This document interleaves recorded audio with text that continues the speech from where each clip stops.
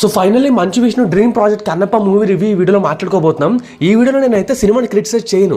Cinema చూసిన తర్వాత నాకు ఎలా అనిపిస్తుంది అనేది జెన్యున్గా నా ఒపీనియన్ చెప్తున్నాను అంతే. మీకు అర్థమవుతుంది కదా. ఇంకా ఈ movie story, basic story plot విషయానికి వస్తే, తిన్నడు హీరో క్యారెక్టర్ పేరు.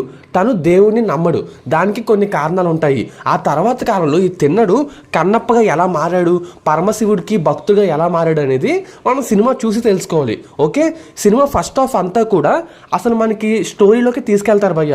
అసలు ఆ 5 తెగల గురించి చూపించడం, తిన్నడు ఎవరు, అతని ఫ్యామిలీ బ్యాక్ డ్రాప్ ఏంటి, ఆ తర్వాత తిన్నడి లవ్ స్టోరీ, ఇంకా మళ్ళీ ఒక లింగం ఉంటుంది, ఆ లింగం చుట్టూ కొన్ని ఫైట్ సీన్స్ అయితే ఉంటాయి.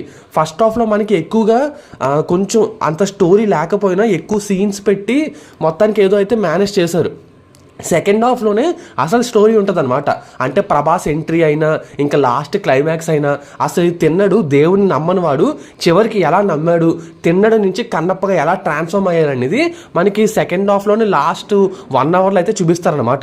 ఇది సినిమా స్టోరీ ప్లాట్ ఈ విధంగా అయితే వెళ్తుంది. ఇప్పుడు సినిమా గురించి మాట్లాడుకోవాలంటే ఫస్ట్ హాఫ్ అయితే చెప్తున్నాను కదా, ఎక్కువగా మెయిన్ స్టోరీ మీద ఫోకస్ ఉండదు, తిన్నడి స్టోరీ మీద ఎక్కువ ఫోకస్ ఉంటుంది. పైగా సినిమా స్టోరీలోకి తీసుకెళ్ళడానికి కొంచెం టైం పడుతుంది. అంటే ఈ క్యారెక్టర్ ఏంటి, ఆ 5 తెగల వాళ్ళు ఎవరెవరు, సో అసలు బ్యాక్ డ్రాప్ స్టోరీ ఏంటి, ఇవన్నీ స్లోగా ఒక్కొక్కటి చూపించుకుంటూ తీసుకువెళ్ళడానికి టైం పడుతుంది. అందుకని మనకేంటంటే కొంచెం బోరింగ్ అనే ఫీలింగ్ వస్తుంది భయ్య, చెప్తున్నాను కదా. అండ్ సెకండ్ హాఫ్లో ఇంకా ఆ లవ్ స్టోరీ ఇవన్నీ అన్నీ కూడా కొంచెం యాడ్ ఆన్ అయ్యాయేమో, అంటే స్టోరీని సినిమాని సాగలేయడానికి పెట్టారేమో అన్నట్టు అనిపిస్తుంది అనమాట. ఇంకా సెకండ్ హాఫ్లో మెయిన్ స్టోరీ మొదలైన తర్వాత ప్రభాస్ వచ్చిన తర్వాత అయితే వేరే లెవెల్ అని చెప్పచ్చు.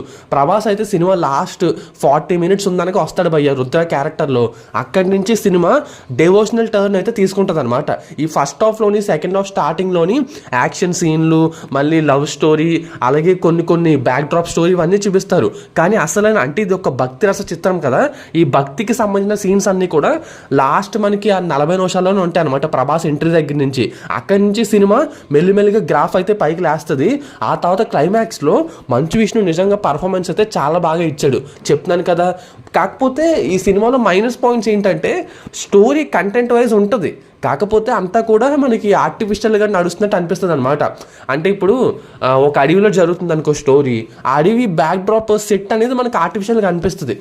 సో మనం దానికి ఓకే అడ్జస్ట్ అవ్వగలం అనుకుంటే ఓకే, లేదు మాకంత మంచి హై క్వాలిటీ బీభత్సం ఎక్స్పోర్ట్ చేస్తున్నాం రాజమౌళి సినిమా లాగా అంటే మనకి ఇక్కడ నడవదనమాట. మళ్ళీ జనాలు కొంతమంది చూసి ట్రోల్ చేసే స్టఫ్ అదంతా వేరే ఉంటుంది. నేను దాని గురించి మాట్లాడట్లా, ఓకే, సినిమా గురించి మాట్లాడుతున్నాను. బట్ విజువల్గా అయితే కొంచెం మనకి ఆర్టిఫిషియల్గా అనిపిస్తుంది. వీళ్ళు డబ్బులు ఖర్చు పెట్టారు బాగానే, కాకపోతే అది స్క్రీన్ మీద అంత ఎఫెక్టివ్గా కనిపించదు అనమాట.